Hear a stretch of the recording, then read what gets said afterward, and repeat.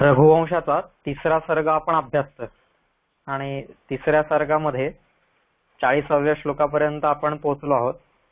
40व्या श्लोकामध्ये कालिदासाने म्हटलेलं आहे की विषाद लुप्त प्रतिपत्ती, म्हणजेच विषादामुळे ज्याचं कर्तव्य ज्ञान लुप्त झालेलं आहे किंवा ज्याला कर्तव्य ज्ञानाची जाणीव उरलेली नाही,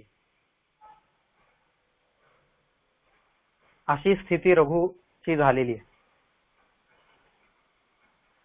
कारण इंद्राने अदृश्य स्वरूपात येऊन त्याचा यज्ञीय घोडा, अश्वमेध यज्ञाचा जो घोडा होता तो पळवून नेला होता आणि त्यामुळे ही स्थिती त्याची उत्पन्न झालेली. त्याच्यामध्ये आपण विषाद पाहिला आणि त्याच्यानंतर आता जी विषादातून येणारी जी किंकर्तव्य मूढता आहे तिच्याविषयी आपण चर्चा करत होतो की किंकर्तव्य मूढता, काय करावं आणि काय करू नये अशी स्थिती उत्पन्न होय. दोन कर्तव्यांमधला, दोन धर्मांमधला संघर्ष ज्यावेळेस उभा राहतोय त्यावेळेस ही स्थिती साहजिकच येते आणि ती म्हणजे आपल्या सारख्या सामान्यांच्या जीवनात सुद्धा आणि अर्जुनासारखे जे थोर साधक असतील त्यांच्या जीवनात सुद्धा प्रत्येकाच्या जीवनात कधी ना कधी ही स्थिती येत असते.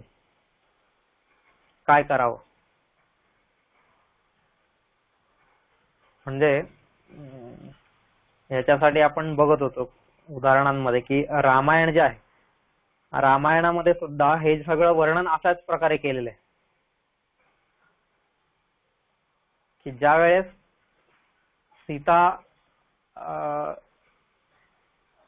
सीतेला रावण लंकेत घेऊन जातोय, सीता अपहरण होतंय, त्यानंतरची रामाची झालेली स्थिती.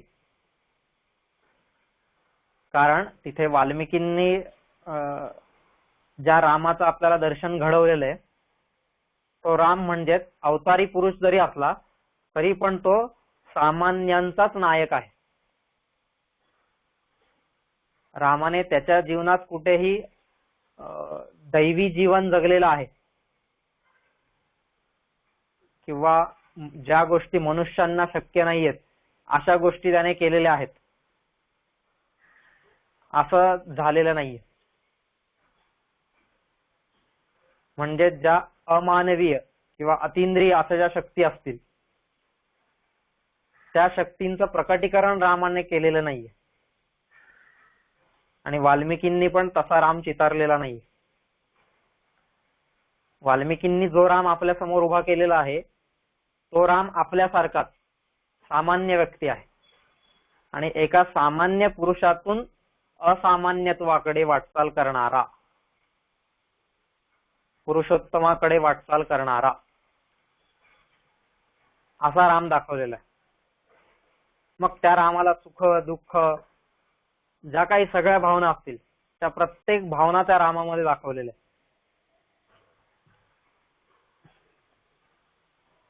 आणि हीच भावना विषाद आणि त्याच्यातून किंकर्तव्य मूढता हे रामाच्या जीवनात सुद्धा दाखवलेलं आहे की सीता अपहरणानंतर राम अगदी तिथल्या वनांमधल्या झाडाझुडपांना, दगडधोंड्यांना, नद्यांना, पर्वतांना, सगळ्याच गोष्टींना राम विचारत चाललेला आहे की कोणी माझ्या सीतेला पाहिलंय का म्हणून. असं खूप कारुण्यपूर्ण असं ते वर्णन केलेलं आहे. आता इथं जर राम प्रत्येकाला विचारत चाललेला आहे तर ती साधे आपल्यासारख्या सामान्यांना पण माहिती की उद्या मी दगडाला एखादी गोष्ट विचारली तर दगड काय प्रत्युत्तर देणार नाहीये. उद्या मी झाडाला ती गोष्ट विचारली तर झाड काही प्रत्युत्तर देणार नाही. पण ज्यावेळेस माणसाच्या मनाची अशी स्थिती होते त्यावेळेस मात्र माणूस समोरचा जड आहे, चेतन आहे, काय आहे या गोष्टींचं त्याला भान राहत नाही.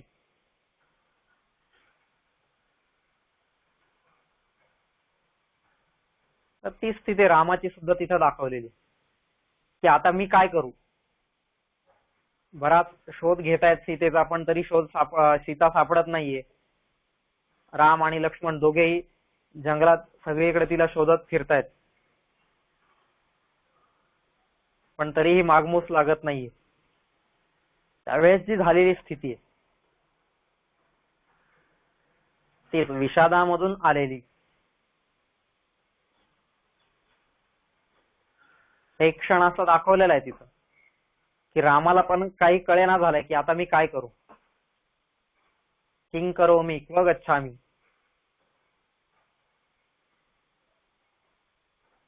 कर्तव्य ज्ञान हे लुप्त होतं काही काही प्रसंगांमध्ये. आपण त्या किंकर्तव्य मूढतेला बघत असताना आपण पुढे पाहत होतो की ही किंकर्तव्य मूढता तर पाहिजे की नको मग जीवनात. तर ज्याला जीवन विकास करायचा असेल, भौतिक विकास नाही, तर त्या जीवन विकास करणाऱ्या साधकाला किंकर्तव्य मूढता आवश्यक आहे, वांछनीय आहे. का? कारण किंकर्तव्य मूढता ही आल्यानंतर एक प्रकारचा असंतोष उभा राहतो.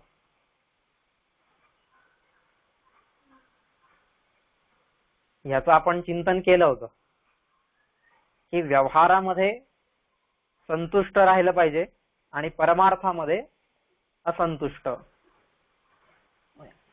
हा जो असंतोष आहे हा असंतोष खूप आवश्यक आहे. या असंतोषामुळेच आपण प्रगती पथावरती, जो गीतेने प्रगमनशील ध्येयवाद सांगितलेला आहे, प्रगमनशील ध्येयवाद म्हणजे त्याला आपण म्हणूया प्रोग्रेसिव्ह आयडियालिझम. आपण म्हणूया म्हणजे विद्वानांनीच म्हटलेलं आहे प्रोग्रेसिव्ह आयडियालिझम, प्रगमनशील ध्येयवाद. प्रगमनशील ध्येयवाद म्हणजे काय? थोडक्यात की मला गाठायचं एक मोठं ध्येय, पण मोठं ध्येय गाठताना डायरेक्ट जर मी त्याच्याकडे जाण्याचा प्रयत्न केला तर कुठेतरी जीवनात निराशा, हताशा, निरुत्साह या गोष्टी येण्याचा जास्त संभव असतो कायम. म्हणजे या गोष्टी तिथं येऊ शकतात जीवनामध्ये, पण त्या गोष्टी येऊ नये म्हणून त्या मोठ्या ध्येयाचे छोटे छोटे छोटे छोटे विभाग आपण पाडले, भाग पाडले, आणि ती छोटी छोटी ध्येय आपण जर साध्य करत गेलो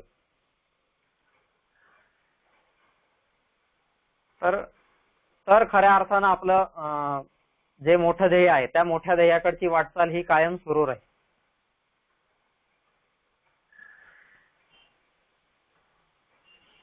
म्हणजे आता मला समजा अंधाऱ्या रात्रीमध्ये एखाद्या ठिकाणावरून दुसऱ्या ठिकाणी जायचंय. आता त्या दोन गावांमधलं अंतर समजा 50 मैल आहे.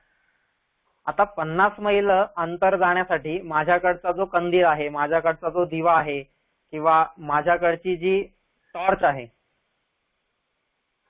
माझ्याकडचं जे पण काही प्रकाशाचं साधन असेल की जे त्या रात्रीच्या अंधारात मला इथून त्या गावाला जाण्यासाठी उपयोगी पडणार आहे. आता ती टॉर्च मी घेतली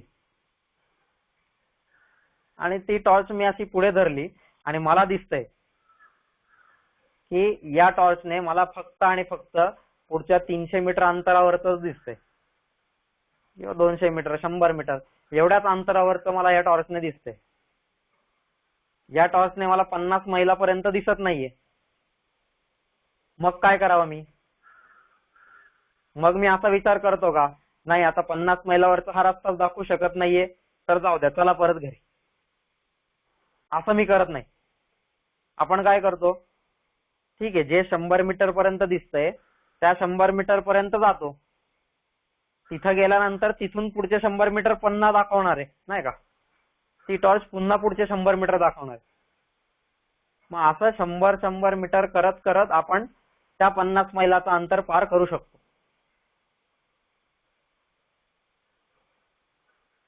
प्रोग्रेसिव्ह, हळूहळू प्रोग्रेस करायचं. आणि मग आपलं अंतिम ध्येय गाठायचंय. मग ते अंतिम ध्येय गाठण्यासाठी हे आधी छोटी छोटी ध्येय जीवनात ठेवली पाहिजेत. नाही का? अंतिम ध्येय समजा एखाद्या भक्ती मार्गातील साधकाचं अंतिम ध्येय काय असेल की भगवत प्राप्ती, भगवत स्वरूपाची प्राप्ती. नाही का? अहम ब्रह्मास्मी, भगवंताच्या स्वरूपामध्ये विलीन करणं, स्वतःला तिथपर्यंत घेऊन जाणं. सगुण साकाराची उपासना करता करता निर्गुण निराकाराची उपासना करून त्या निर्गुण निराकारामध्ये विलीन होणं. आता त्या निर्गुण निराकारामध्ये विलीन होणं हे जर अंतिम ध्येय असेल तर ते डायरेक्ट ध्येय आपण धरून जर चाललो तिकडे तर कदाचित जीवनात ही निराशा येऊ शकते. म्हणून त्याच्यासाठी मला ही छोटी छोटी ध्येय आधी जीवनात असली पाहिजे.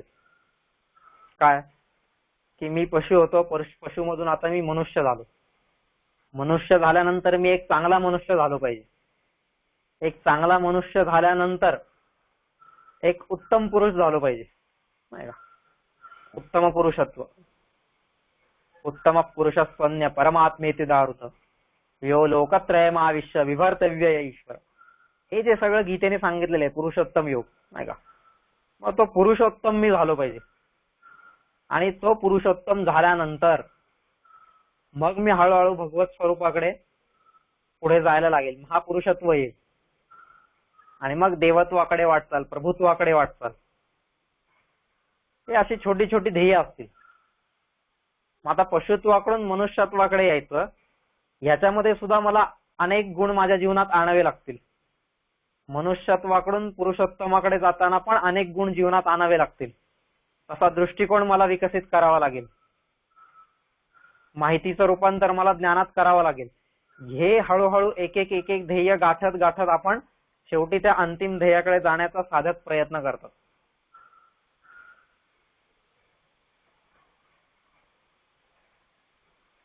तुकाराम महाराजांना वैकुंठातून विमान आलं न्यायला आणि मग तुकाराम महाराज त्याच्यात बसून वैकुंठात गेले, अशी कथा आपण ऐकतो.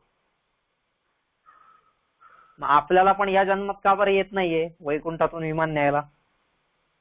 असं कारण आहे की आपण ते अंतिम ध्येय, पण त्या अंतिम ध्येयापर्यंत पोहोचण्यासाठी आधी जीवनात ही अनेक ध्येय आली पाहिजेत, छोटी छोटी ध्येय असली पाहिजेत. आणि त्याच्यातलं एक ध्येय पूर्ण झालं की मग मनामध्ये असंतोष उभा राहिला पाहिजे. तो खऱ्या अर्थानं असंतोष हा विकासाकडे घेऊन जातोय. की ठीक आहे, अभयम, दैवी संपत्तीतले जे गुण सांगितलेत, आज अभय माझ्या जीवनात आला आहे. नाही का? अभयम सत्व संशुद्धी. आता या सगळ्या ज्या गोष्टी एक एक एक एक करत माझ्या जीवनात आल्या, किंवा अद्वेष्टा सर्वभूतानाम मैत्र करुण एवच, हे सगळे एक एक गुण आहेत. आता अद्वेष्टा सर्वभूतानाम हा एक गुण आला, अद्वेष्टा, दुसऱ्याचा द्वेष करायचा नाही. हा एक गुण जर माझ्या जीवनात आला आणि मग त्या दिवशी मला असं वाटलं की नाही, एक गुण आणून काही उपयोग नाहीये, आता हा पुढचा गुण पण आला पाहिजे, आणि तो पुढचा गुण मग जीवनात आणण्यासाठी प्रयत्न करणं, ही असंतुष्टता आहे. ही असंतुष्टता कायम माझ्या मनामध्ये असली पाहिजे. गुणांच्या बाबतीत, शीलाच्या बाबतीत, चरित्राच्या बाबतीत. शील जर उभं करायचं असेल, मला माझ्या चरित्राला जर काही वळण द्यायचं असेल, तर त्यासाठी हे प्रयत्न करत राहावे लागतील.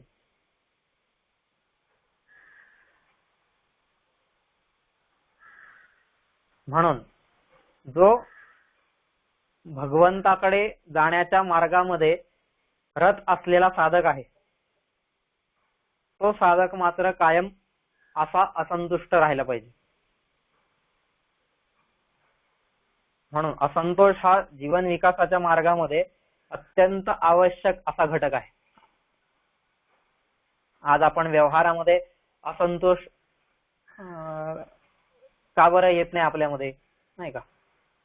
की व्यवहारामध्ये संतोष येतच नाही आपल्याला कधी. व्यवहारामध्ये आपण असंतुष्ट राहतोय कायम. व्यवहारातली असंतुष्टता काढून परमार्थामध्ये ती लावली पाहिजे आपण. आपण इहलोकाची जी कर्म आहेत त्या इहलोकीच्या कर्मांमध्ये कायम असंतुष्ट असतो आणि परलोकीच्या कर्मांमध्ये कायम संतुष्ट असतो.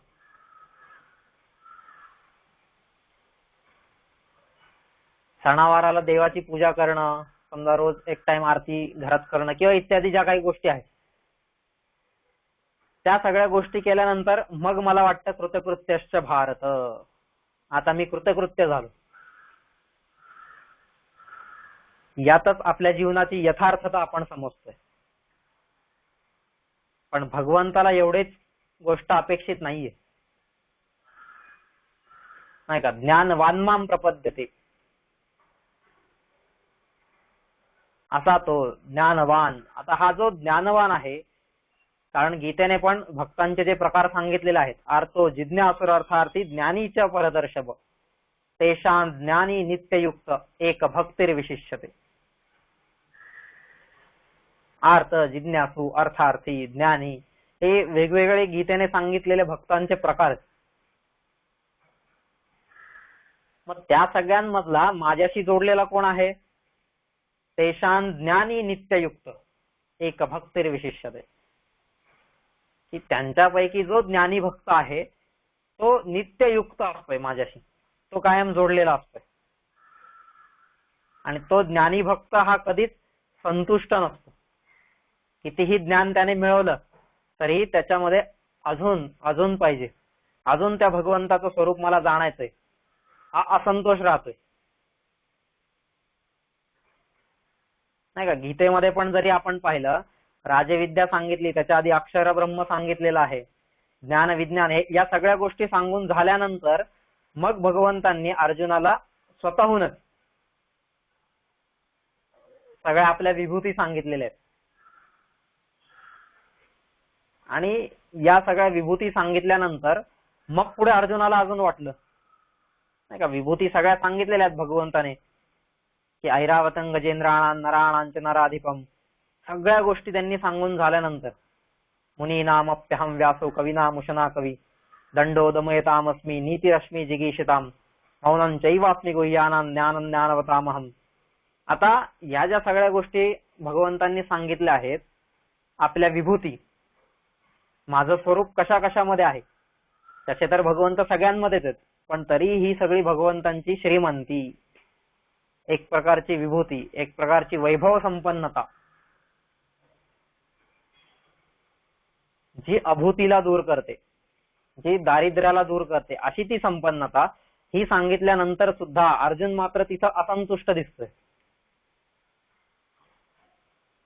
का बरं असंतुष्ट दिसतोय? तो म्हणतो ठीक आहे, या सगळ्या गोष्टी तर आहेतच, पण द्रष्टुमिच्छामि ते रूपम ऐश्वर्यम पुरुषोत, नाही का. आता अर्जुन काय म्हणतोय की अरे देवा, ह्या सगळ्या गोष्टी तर मी ऐकल्या, पण मला तरी संतोष झालेला नाही अजून, मी अजून असंतुष्टच आहे आणि मला तुझं ते रूप बघायचं आहे.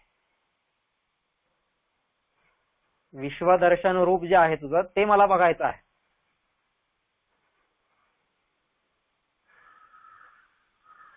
म्हणजेच इथं ही भक्ती मार्गात निघालेल्या साधकाची असंतुष्टता ती कुठून उभी राहिलेली आहे? विषादातून आलेल्या किंकर्तव्य मूढतेतून ही असंतुष्टता उभी राहिलेली.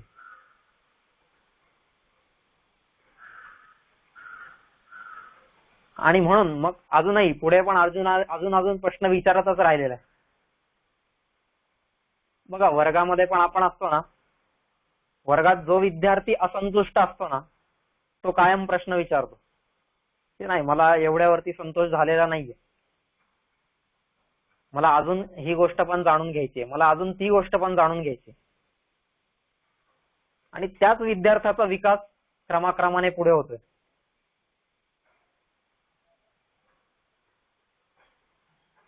तुम्ही काही शिकवा, मी तेवढ्यामध्ये संतुष्ट आहे, असा विद्यार्थी विकास क्रमामध्ये पुढे लवकर जात नाहीये. त्याचं कारण त्याच्या जीवनात आलेली संतुष्टता, अभ्यासाच्या बाबतीत म्हणा, विद्यार्जनाच्या बाबतीत म्हणा किंवा शिक्षणाच्या बाबतीत म्हणा, प्रत्येक गोष्टीमध्ये. त्यामुळे शिक्षण असेल किंवा ज्ञानार्जन असेल, ज्ञानोपासना असेल, भक्ती असेल, मोक्ष असेल, या ज्या सगळ्या गोष्टी आहेत, या गोष्टींमधली असंतुष्टता मनुष्याला पुढे घेऊन जाते. आणि व्यवहारातली असंतुष्टता मनुष्याला तितक्याच वेगाने मागे ओढते.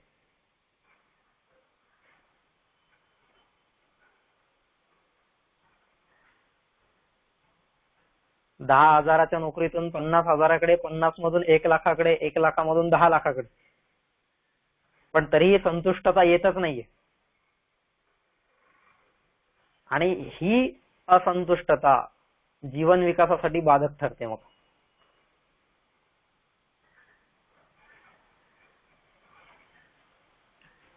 म्हणून एका साधकासाठी किंकर्तव्य मूढतेतून आलेली असंतुष्टता ही कायम त्याला पुढे घेऊन जाणारी आहे.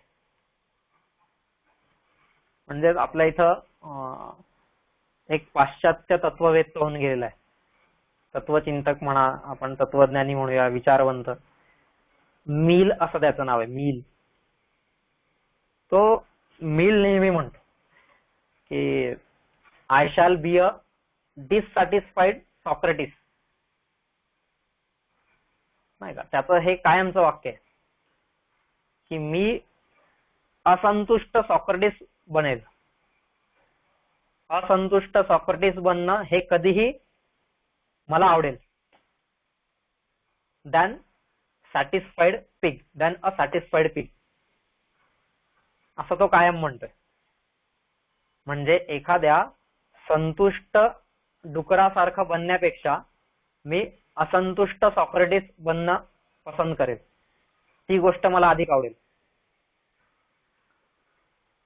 सॉक्रेटिसचं संपूर्ण जीवन जर आपण पाहिलं, सॉक्रेटिसच्या जीवनाचा जर अभ्यास केला, तर त्यामधून आपल्याला हीच गोष्ट दिसते, कायम कधीच संतुष्ट झालेला नाहीये तो. आणि संतुष्ट न झाल्यामुळे आज त्याचा एवढा विकास झालेला आहे. कोणीही वैज्ञानिक असेल, आपण पाहिलं की वैज्ञानिक हा काय असतो, तो नेहमी प्रयोग करत राहतो. कारण त्याने आधी एक केलेला प्रयोग आहे, त्याच्यात तो संतुष्ट नाहीये. एडिसनचं जर आपण उदाहरण घेतलं, एकदा, दोनदा, तीनदा, जितका वेळा तो अयशस्वी झाला तितक्या वेळेस तो असंतुष्ट राहिला. आणि त्याच्या त्या असंतोषातून शेवटी त्याला यशप्राप्ती झालेली आहे.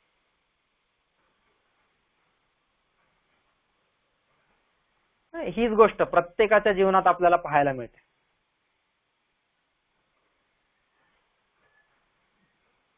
शिवाजी महाराजांचं चरित्र जरी आपण अभ्यासलं, चला आता माझ्याकडे एवढे किल्ले झालेले आहेत, बस झालं,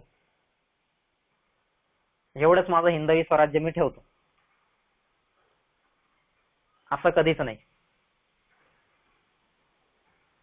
अगदी खाली तंजावर पर्यंत असेल, कावेरी नदीच्या पलीकडे असेल, किंवा इकडे वरती असेल नर्मदेपर्यंत, किंवा इतर काय काय, जिथपर्यंत शक्य होतं तिथपर्यंत त्यांनी प्रयत्न केलेले आणि संस्कृतीच्या रक्षणासाठी कायम प्रयत्न केलेले. संस्कृतीच्या रक्षणामध्ये, सांस्कृतिक कार्यामध्ये, संस्कृती उत्थानामध्ये, धर्माच्या संस्थापनेमध्ये, साधूंच्या रक्षणामध्ये, जे असाधू आहेत, दुष्कृतीचे लोक आहेत किंवा दुष्ट विचारांचे लोक आहेत, कुविचारांचे लोक आहेत, त्यांच्या पारिपत्यामध्ये किंवा त्यांच्या नाशामध्ये, या गोष्टीमध्ये कधीच शिवाजी महाराज संतुष्ट राहिलेले नाहीये. कायम आज माझी संस्कृती मी अजून पुढच्या प्रदेशापर्यंत कशी पोहोचवेल, आज पुन्हा वैदिक ध्वजा, वैदिक संस्कृतीची पताका मी पुन्हा कशी संपूर्ण भारतभर पसरवेल, ह्याच्यासाठी शिवाजी महाराजांनी काम केलेलं आहे. शंकराचार्य का बरं भारतभर फिरलेले आहेत? त्याचं कारण हे, शंकर दिग्विजय झाल्यानंतर पण ते शांत बसलेले नाहीयेत. चला आता मी सगळ्या भारताला जिंकून आलेलो आहे, आता निवांत बसूया, असं नाहीये. त्याच्यानंतर सुद्धा जो कृतिशील आहे, जो कार्यमग्न आहे, ज्याच्या जीवनात काही ध्येय आहे, त्याच्या जीवनात ही संतुष्टता कधीच येत नाही. ध्येय म्हणजे काय परत सांगतो. ध्येय म्हणजे ज्याचं ध्यान महापुरुष करतात, ज्याचं ध्यान संत लोक करतात, ऋषीमुनी करतात, त्याला ध्येय म्हटलेलं आहे.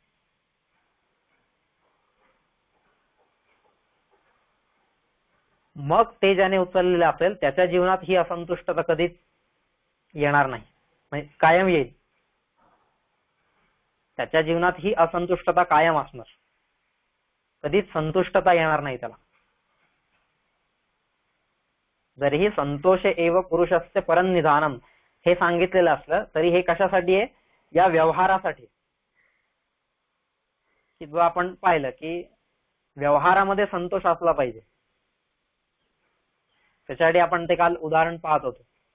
मानधाता समही पतीक्षितितले लंकार भूतो गत सेतुर्येन महोददौ विरचितो पाशोदशास्यांतक अन्ये चापि युधिष्ठिर प्रभुतो याता दिवं भूपदे नैके नापि सुमं वसुमती मुंजत्वया यास्यति.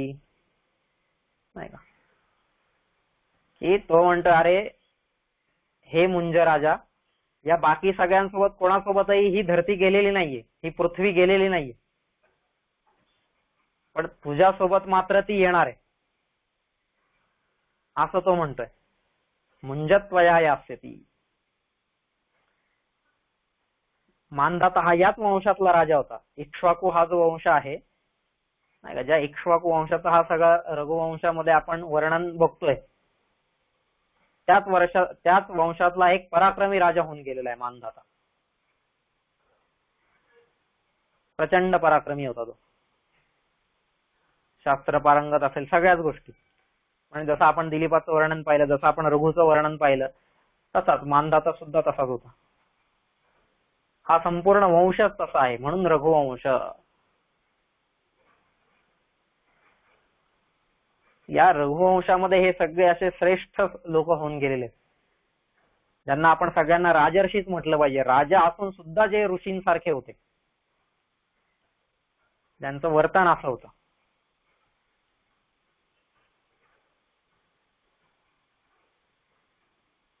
तर ही जी संकल्पना आहे की तो एवढ्या पृथ्वीवरती राज्य करून सुद्धा त्याच्यासोबत अजिबात नाही का, मानधाता समही पतीक्षितितये लंकार भूतो गत, की ज्याच्यामुळे या धरतीला अलंकृत करता आलेला आहे, ज्याच्यामुळे ही धरती अलंकृत झालेली आहे,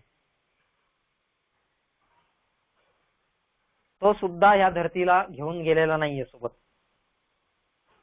सेतुर्येन महोदधौ विरचितौ वासोदशास्यांतक.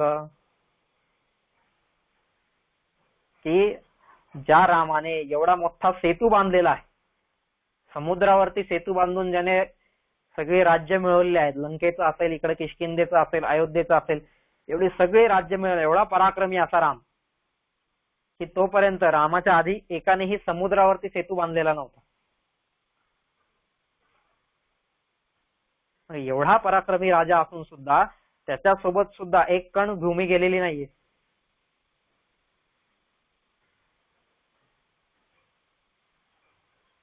रावण असेल इत्यादी सगळेच लोक, कोणासोबतही ही भूमी गेलेली नाहीये. अन्ये चापि युधिष्ठिर प्रभुतयो याता दिवं भूपते.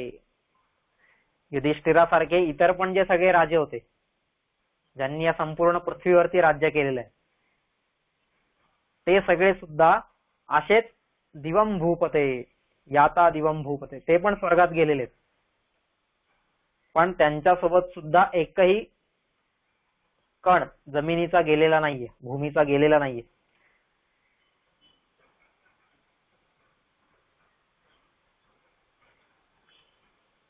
नैके नापि समम वसुमती मुंजत्वया यास्यति.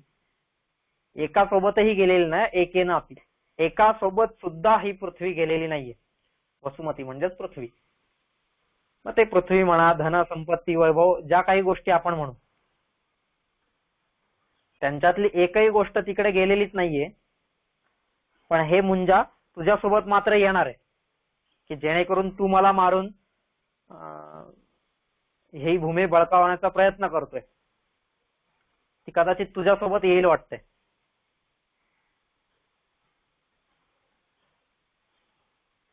म्हणजे सांगण्याचं तात्पर्य काय, की जर व्यवहारात असंतुष्टता आली तर हा असा प्रसंग घडतो, तर मुंजासारखं चरित्र आपलं बनतं. दुर्योधनाचं काय झालेलं आहे, आज हस्तिनापूर पाहिजे होतं, त्याला मिळवलं त्याने. पांडवांना खांडवप्रस्थ दिलं, पण त्या खांडवप्रस्थाचं पण नंतर जेव्हा इंद्रप्रस्थ बनलं त्यावेळेस त्याला ते पण पाहिजे होतं. म्हणजे हव्यास, ही असंतुष्टता, आणि ही असंतुष्टता त्याची जी होती ती सगळी व्यवहारामध्ये होती. जानाम्य धर्मम नचमे निवृत्ती असं म्हणणारा जो दुर्योधन आहे, की अधर्म काय आहे ही गोष्ट मला माहिती आहे, पण अजिबात त्या अधर्माकडून माझी निवृत्ती नाहीये, त्या अधर्मापासून मी दूर होत नाही. आणि जानामि धर्मम नचमे प्रवृत्ती, की धर्म काय आहे ही गोष्ट पण मला माहिती आहे, पण त्या धर्माकडे माझी प्रवृत्ती नाहीये. आता ही जी सगळी गोष्ट आहे, ही गोष्ट त्याची व्यवहारातली असंतुष्टता दर्शवते, आणि ही व्यवहारातली असंतुष्टता शेवटी आपल्याला मारक ठरते.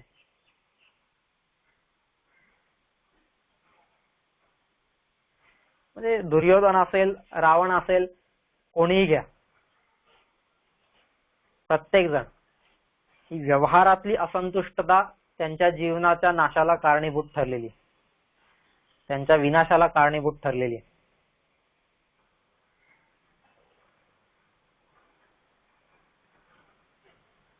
म्हणून आता डिससॅटिस्फाईड सॉक्रेटिस का बरं होईल असं मिल म्हणतोय, असंतुष्ट सॉक्रेटिस मला व्हायला का आवडेल, त्याचं कारण हे की सॉक्रेटिस हा व्यवहारामध्ये असंतुष्ट नव्हता. सॉक्रेटिस हा जीवन विकासामध्ये, परमार्थामध्ये असंतुष्ट होता. आपलं जीवन सुद्धा तसं बनवता आलं पाहिजे. आहे का आपल्या जीवनामध्ये? प्रत्येकाने याचा विचार करून पहा. प्रत्येकाने या गोष्टीचा विचार केला पाहिजे की माझ्या जीवनामध्ये कोणत्या कार्यांमध्ये मी संतुष्ट आहे आणि कोणत्या कार्यांमध्ये मी असंतुष्ट आहे.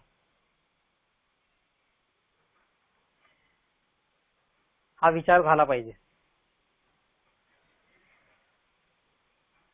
मग ज्या वेळेस ही असंतुष्टता उभी राहते, किंकर्तव्य मूढतेतून पुढे असंतुष्टता उभी राहते, आणि ती असंतुष्टता शमविण्यासाठी म्हणा, किंवा ती दूर करण्यासाठी म्हणा, किंवा ती किंकर्तव्य मूढता दूर करण्यासाठी कुठंतरी आपल्याला श्रद्धायुक्त बुद्धी ठेवावी लागते. एखाद्या ठिकाणी श्रद्धायुक्त बुद्धी ठेवावी लागते. त्यावेळेस ही किंकर्तव्य मूढता, त्यावेळेस ही असंतुष्टता, त्यावेळेस हा विषाद, नाही का, म्हणजे विषादातून ह्या सगळ्या ज्या गोष्टी उत्पन्न झालेल्या आहेत त्या सगळ्या दूर करण्याचं काम तिथे होऊ शकतंय. मग असं एक तरी ठिकाण पाहिजे की जिथे श्रद्धायुक्त बुद्धी पाहिजे. नुसतीच बुद्धी असून उपयोग नाहीये, किंवा नुसतीच श्रद्धा असून सुद्धा उपयोग नाहीये.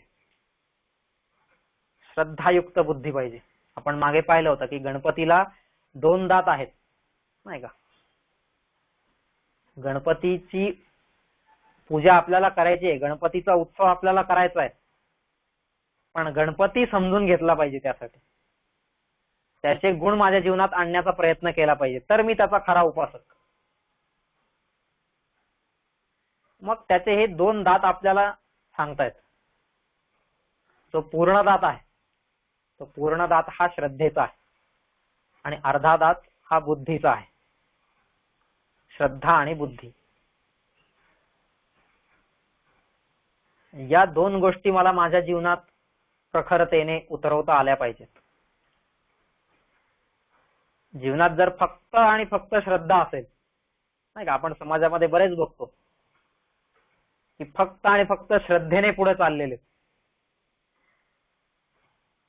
फक्त जर श्रद्धेने पुढे चाललो तर कदाचित त्या श्रद्धेचं रूपांतर अश्रद्धेत होऊ शकतं.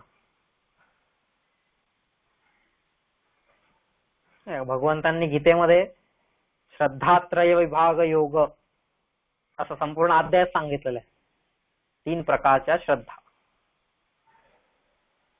सात्विक, राजसिक आणि तामसिक, सत्व, रज, तम. मग त्याच्यातली जर माझी श्रद्धा ही सात्विक व्हायची असेल तर तिच्यासोबत मात्र बुद्धी पाहिजे. आता आपण श्रद्धेच्या विषयात नको शिरूया तिकडं, परत जेव्हा कधी येईल श्रद्धा विषय त्यावेळेस बघू.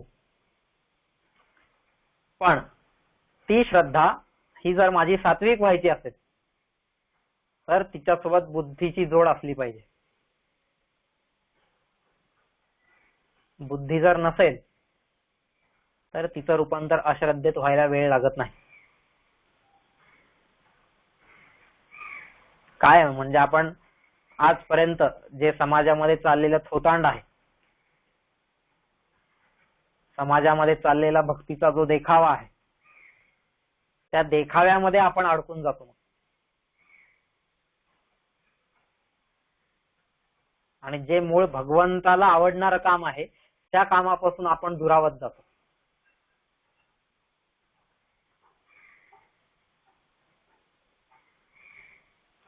म्हणून या श्रद्धेसोबत कायम बुद्धी पाहिजे.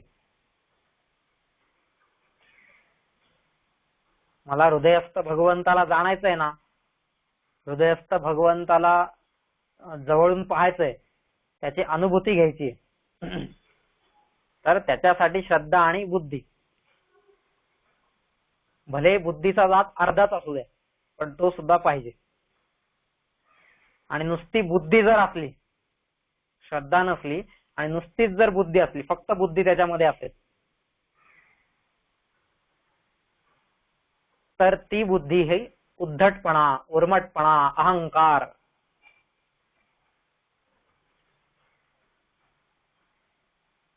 या गुणांना खतपाणी घालते. श्रद्धा विरहित बुद्धी जर असेल, कारण आपल्या इकडे सांगितलंय श्रद्धाम योयम पुरुषो यो यश्रद्धस्य एव. श्रद्धा ही पाहिजेच, पण जर श्रद्धा नसेल आणि फक्त बुद्धी असेल, कोणत्याही धर्माच्या कार्यामध्ये असेल, कुठेही असेल, तर मात्र मनुष्यामध्ये अहंगंड, अहंकार, उद्धटपणा, उर्मटपणा या गोष्टी बळावतात. मद, जो मद आपण ज्याला म्हणतो, तो मद आपल्यावरती हावी होतो. जे आपले षड्रिपू आहेत, काम, क्रोध, लोभ, मोह, मद, मत्सर, मग तो मद उभा राहतो त्याच्यामधून. फक्त जर बुद्धी असेल तर, श्रद्धा विरहित बुद्धी असेल तर. म्हणून आपल्या शास्त्रकारांनी वारंवार सांगितलेलं आहे, ते गणपतीची आराधना, गणपतीची उपासना ही आपल्याला यासाठी दिलेली. अर्धा दात बुद्धीचा आणि पूर्ण दात श्रद्धेचा. श्रद्धा ही 100% पाहिजे, 1% कमी नको, अर्धा टक्का सुद्धा नको, 0.1% सुद्धा कमी नको. श्रद्धा ही पूर्ण पाहिजे. जसं आपण म्हणतो ना पतिव्रता, पतिव्रता स्त्री म्हटली की त्याच्यामध्ये 100% पतिव्रता असते, तिलाच पतिव्रता स्त्री म्हणतात. आणि जर कुठं 0.1% सुद्धा शंका असेल, नाही का, ही 99% पतिव्रता आहे असं म्हणतो का आपण? कधीच नाही. आता आपण ज्याच्या बाबतीत म्हणू त्याच्याकडून पहिला मार खाऊन येऊ आपण. तर असं कोणाला म्हटलं की ही स्त्री 99% पतिव्रता आहे, असं होतच नाही. पतिव्रता म्हटलं की 100%, 101%, 0.1% सुद्धा कमी नाही, 0.01 कोणताच काहीच पर्सेंट कमी नाही. तशीच गोष्ट श्रद्धेची. श्रद्धा कशी पाहिजे? 100%.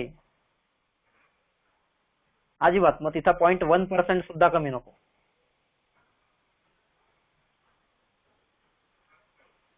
माहितीये समोरचा जो असणार आहे तो माझ्या हितासाठीच निर्णय घेणार आहे, माझ्या कल्याणासाठीच निर्णय घेणार आहे, त्याच्यातच माझं कल्याण अवलंबून आहे, निहित आहे, विहित आहे. मग त्याच्यासाठी त्याच्यामध्ये 100% श्रद्धा असणं, आणि ही 100% श्रद्धा असताना त्याने सांगितलेल्या गोष्टी बुद्धीला पटल्यानंतर त्या जीवनात आणणं, त्याच्यासाठी आवश्यक असलेली बुद्धी, म्हणून तिला श्रद्धायुक्त बुद्धी म्हटलेलं आहे. अश्रद्धा जर बुद्धी असेल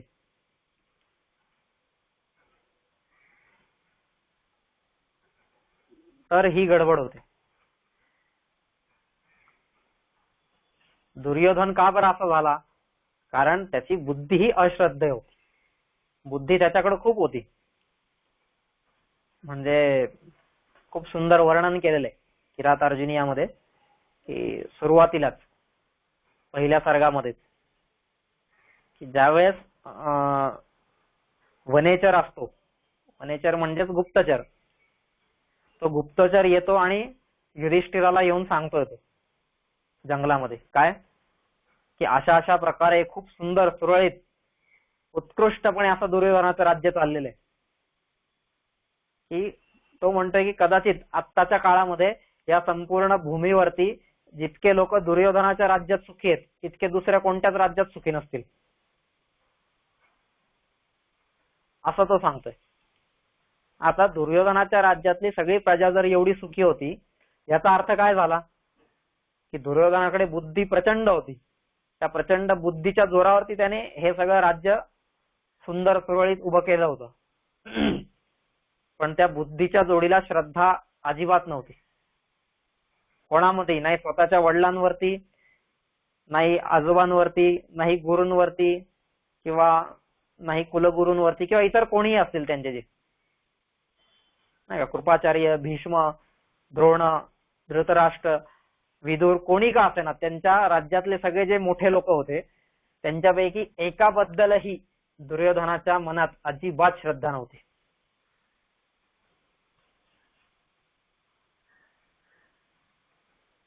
श्रद्धेने कोरडं पडले, म्हणजे श्रद्धा ज्याच्यात नाहीये, श्रद्धेच्या अभावामुळे कोरडं पडलेलं हृदय, अशा हृदयाचा दुर्योधन होता. आणि त्यामुळे बुद्धी कितीही असली तरी तेवढी बुद्धी असून उपयोग नाहीये जर त्या बुद्धीमध्ये श्रद्धा नसेल. आणि जर श्रद्धा असेल आपली आणि ती श्रद्धा जर चुकीच्या ठिकाणी ठेवली आहे, 100% श्रद्धा आहे, पण ती श्रद्धा जर चुकीच्या ठिकाणी ठेवली नाही का, स्थानम प्रधानम खलु योग्यतायः स्थाने स्थित का पुरुषोऽपि शूर जानामि नागेंद्र तव प्रभावम कंठे स्थितौ गर्जसी शंकरस्य. हे आपण पाहिलं होतं मागे की तो गरुड त्या सापाला म्हणतोय की अरे आता तू शंकराच्या गळ्यात बसलायस ना म्हणून तू फुतकारतोयस. विष्णूचं वाहन गरुड आहे, तो शंकराच्या गळ्यातल्या नागाला म्हणतोय एकदा तू तिथून खाली उतर, मग बघ माझ्या एका घासाचा पण तू उरणार नाही. मग पण आज तू तिथं बसलेला आहेस, शंकरांच्या गळ्यात आहेस, भगवान शंकरांच्या गळ्यात बसलेला आहेस, त्याच्यामुळे तुझी एवढी मिजाज चाललेली आहे, त्याच्यामुळे तू एवढा फुतकारतोय. हे तुझं महत्व नाही, तुझं महत्व समजू नकोस, ते तू असलेल्या स्थानाचं महत्व आहे, कोणत्या जागेवर आहे त्या जागेचं महत्व आहे. मग तसंच आहे, श्रद्धा पण मला ठेवायची आहे तर ती कोणत्या जागेवरती ठेवायची, कोणत्या व्यक्तीवरती ठेवायची, कोणत्या विचारांवरती ठेवायची, कोणत्या ग्रंथांवरती ठेवायची, ही खूप महत्वाची गोष्ट आहे. एकदा ते जर चुकलं, स्थान जर चुकलं आपलं, तर काय गडबड होते? स्थान भ्रष्टान शोभन्ते दंता केशा नखा नराहा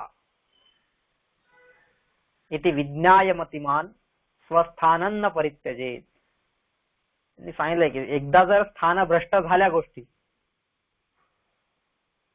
स्थान भ्रष्टान शोभन्ते, या गोष्टी जर स्थान भ्रष्ट झाल्या, आपल्या मूळ स्थानापासून च्युत जर झाल्या खाली, तर अजिबात त्यांच्यामध्ये शोभाच उरत नाहीये. काय? दंता हा उदाहरण दिली त्यांनी. दात नाही का, दात हा जोपर्यंत आपल्या मुखामध्ये आहे तोपर्यंत शोभा वाढवतो, खूप सुंदर. मग रोज आपण ते दात घासतोय नाही का, अजून काय काय जे दातांसाठी करता येईल मला त्या सगळ्या गोष्टी मी करतो. पण ज्या दिवशी दात पडला माझा, दात पडल्यानंतर आपण काय करतो? शेवटी तो कचऱ्याच्या डब्यात जातो. म्हणजे आज जोपर्यंत दात हा माझ्या मुखामध्ये आहे तोपर्यंत तो अमूल्य रत्न आहे, ते एक मोठा. पण जसं त्याला तिथून तो गळून पडला, त्याचं तिथलं स्थान निघून गेलं, ते स्थान त्याने सोडलं की त्याची गणना कचऱ्यात होते. मग केशा हा, केशांचं पण तेच आहे. केस जोपर्यंत डोक्यावरती आहेत तोपर्यंत आपण त्यांना रोज अंजारतो, गोंजारतो, तेल लावतो, शॅम्पू लावतो, सगळ्या गोष्टी करतो. दिवसातून 10 वेळा भांग पाडतो, सगळ्या गोष्टी आपण करतो. पण तेच केस एकदा कापले आणि खाली पडले की मग ते आपण स्वतःच अंगावरून झटकत जातो, अजिबात नको मला. का? कारण त्यांचं स्थान, मूळ स्थान त्यांनी सोडलेलं आहे. योग्य स्थान जिथं आहे त्या योग्य स्थानावरती त्याची किंमत आहे. नखा हा म्हणजे नख, नख पण जोपर्यंत ती हाताच्या किंवा पायाच्या बोटावरती असतील तोपर्यंत शोभा देतात. पण एकदा आपण नख कापली की लगेच ती कचराकुंडीत जातात. आणि अगदी तीच गत त्यांनी सांगितलेली पुढे मनुष्याहा किंवा नराहा. स्थान भ्रष्टान शोभन्ते दंता केशा नखा नराहा. आणि माणसाचं सुद्धा असंच आहे की जर स्थान सोडलं किंवा अयोग्य स्थानावरती जर आपण गेलो तर आपली सुद्धा शोभा निघून जाते. इति विज्ञाय मतिमान स्वस्थानन्न परित्यजेत. हे जाणून मतिमान माणसाने, बुद्धिमान माणसाने कधीच हे स्थान सोडता कामा नये. मग तसंच आहे की श्रद्धेच्या बाबतीत पण, की श्रद्धा मी कोणत्या स्थानावरती ठेवतोय, कोणावरती श्रद्धा ठेवतोय. दुर्योधनाची श्रद्धा विदुरावर, विदुर नाही काय आपला शकुनी, दुर्योधनाची श्रद्धा कायम शकुनीवरती. चुकीच्या ठिकाणी श्रद्धा ठेवल्यामुळे शेवटी युद्ध ओढवलेलं आहे आणि विनाश झालेला आहे. आणि ते एकाचा नाही झालाय तर सगळ्या अख्ख्या कुळाचा विनाश झालेला आहे चुकीच्या ठिकाणी असलेल्या श्रद्धेमुळे. 100% श्रद्धा होती शकुनीवरती. मामा आहे तो, माझं कधीच काही वाईट करू शकणार नाही. पण अरे तो मामा आलाच त्याच्यासाठी होता, प्रतिशोध घेण्याकरता, की माझ्या बहिणीला फसवून आंधळा नवरा दिला, आंधळा नवरा करून दिला, त्याचा बदला घ्यायला नको का? त्याच्यासाठी तर हा आला होता. आणि नेमका ह्याची श्रद्धा त्याच्यावरतीच, त्यामुळे शेवटी नाश झालेला आहे. पण तेच पांडव पक्ष जर पाहिला तर पांडवांची श्रद्धा ही कायम कृष्णावरती होती. कैवर्तक केशव, श्रद्धा ही योग्य ठिकाणी ठेवलेली. कृष्णाने सांगितलेलं आहे की मी अजिबात एकही शस्त्र उचलणार नाहीये. आणि दुसऱ्या बाजूला सशस्त्र असलेली आमची यादव सेना आहे. काय पाहिजे तुला? त्यावेळेस अर्जुन म्हणतो नाही, मला तूच पाहिजेस. श्रद्धा, बुद्धियुक्त श्रद्धा, म्हणजे श्रद्धा ठेवण्यासाठी पण बुद्धी पाहिजे आणि बुद्धी असण्यासाठी श्रद्धा सुद्धा पाहिजे. या दोन्हीही गोष्टी परस्पर संबंधित आहेत. या दोन्ही गोष्टी जर असतील, श्रद्धा आणि बुद्धी यांचा जर संगम झालेला असेल,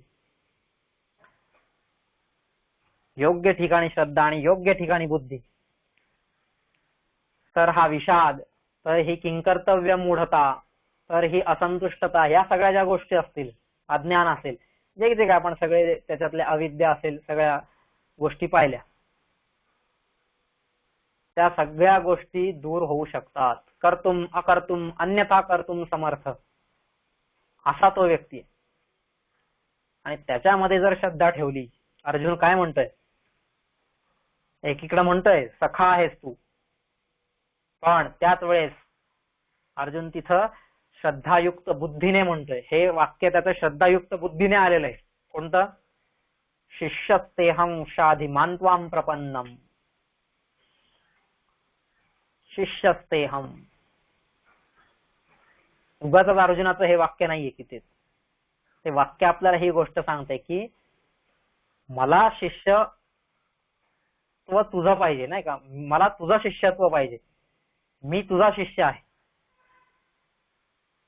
शिष्यस्तेहं शाधिमान् त्वां प्रपन्नम, हे श्रद्धायुक्त बुद्धीने आलेलं वाक्य आहे. ते जर असेल, योग्य ठिकाणी श्रद्धा ठेवलेली आहे, आणि ती श्रद्धा ठेवताना बुद्धी पण तितकीच जागृत ठेवलेली आहे. आणि तिथून पुढे मग अर्जुनाच्या जीवनातून हळूहळू हा विषाद, ही खिन्नता किंवा ही किंकर्तव्य मूढता, ही असंतुष्टता, या सगळ्या गोष्टी हळूहळू हळूहळू दूर होत गेलेल्या आहेत.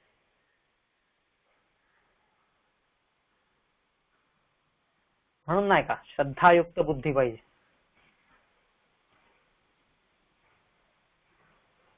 अर्जुन असेल, युधिष्ठिर असेल, युधिष्ठिराने काय केलेले कायम.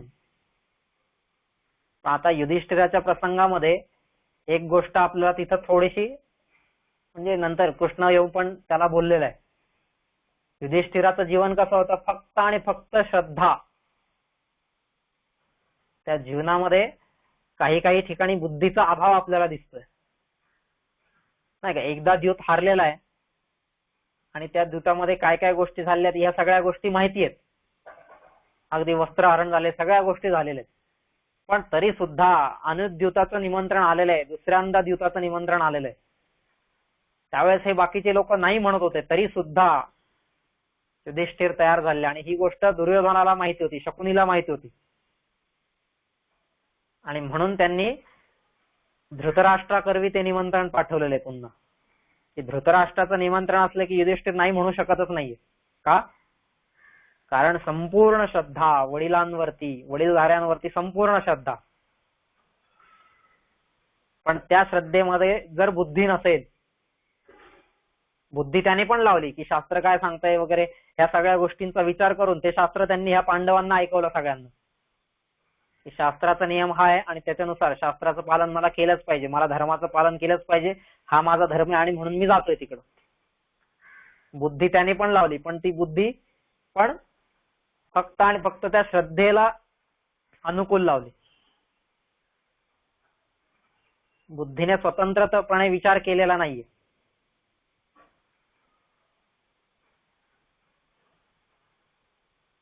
पण तेच आता जे युद्धाचे नियम आखलेले होते,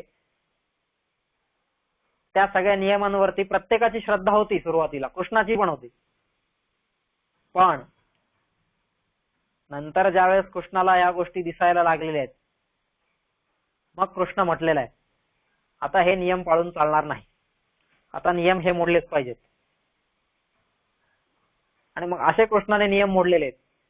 मग ते शिखंडीला उभं करणं असो, अश्वत्थामा हात असो, कर्णाला मारणं असो, दुर्योधनाला मारणं असो, सगळ्यांचंच प्रत्येक प्रसंगांमध्ये.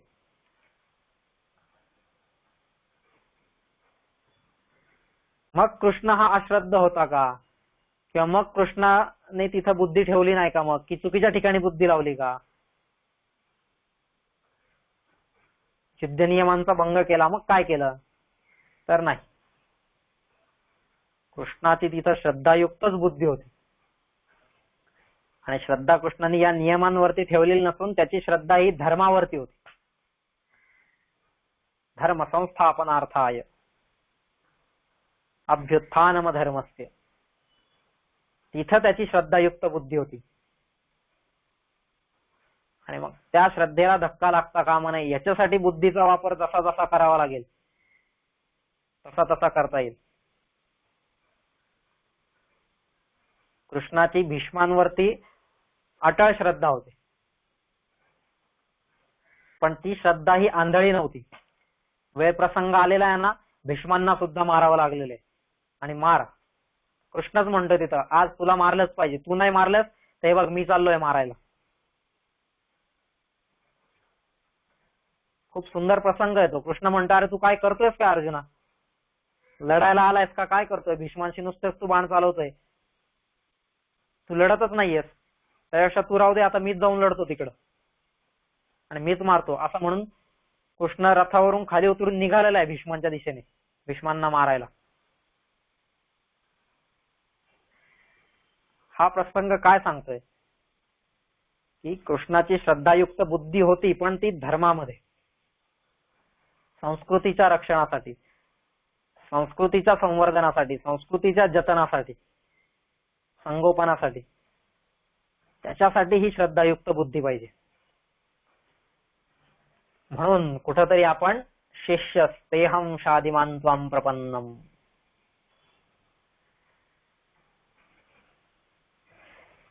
ही गोष्ट कायम आपल्या जीवनात आली पाहिजे.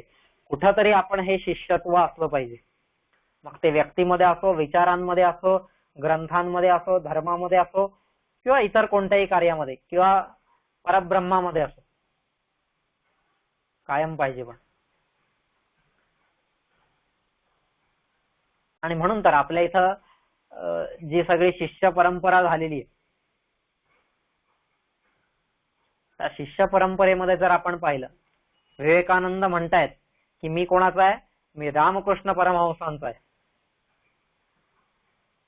ह्याच्यामध्ये त्यांना आनंद आहे. मी कोणाचा तरी आहे, नाही का, तस्यत्वमसी, त्याचा तू आहेस, मी कोणाचा तरी आहे. आणि मग मी एखाद्याचा असेल, आणि जर मी श्रेष्ठाचा असेल, नाही का, कोणाचा असण्यापेक्षा पण मग श्रेष्ठाचा असणं काय वाईट आहे.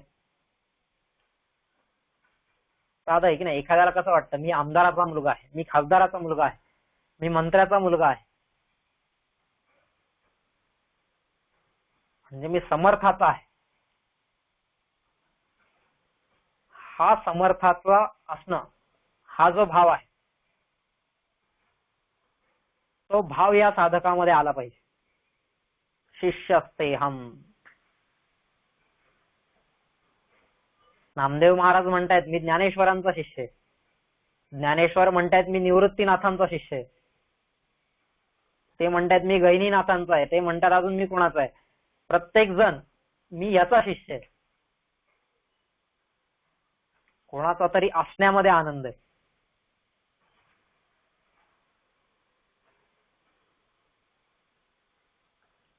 प्रत्येक ठिकाणी. शंकराचार्य म्हणतायत मी गौडपादाचार्यांचा आहे, शिवाजी महाराज म्हणतायत मी रामदास स्वामींचा आहे, मी तुकाराम महाराजांचा आहे, विसोबा खेचर म्हणतायत मी यांचा आहे, गोरा कुंभार म्हणतोय मी यांचा आहे. प्रत्येक जण दुसऱ्याचं नाव सांगतोय आणि मी त्याच्याकडून माझ्या जीवनाला आकार मिळवून घेतोय. माझं जीवन त्याच्याकडे पाहून मी घडवतोय. म्हणून हा जर भाव असेल, शिष्य तेहम शादिमान त्वाम प्रपन्नम, तर मी ज्याचा शिष्य झालेलो आहे, ज्याच्यामध्ये मी श्रद्धायुक्त बुद्धी ठेवली आहे, तो आपोआपच माझ्या जीवनामध्ये आला की माझ्या जीवनातला विषाद, खिन्नता, अविद्या, कुविद्या, या सगळ्या ज्या गोष्टी असतील, किंकर्तव्य मूढता असेल, या सगळ्या गोष्टी नष्ट होतील. पण त्याच्यासाठी हा भाव आपल्यामध्ये उभा राहिला पाहिजे. जो अर्जुन भगवंताला सखा म्हणतोय, तोच अर्जुन भगवंताला त्याचा शिष्य स्वतःला म्हणून घेतोय, भगवंताचा शिष्य स्वतःला म्हणून घेतो.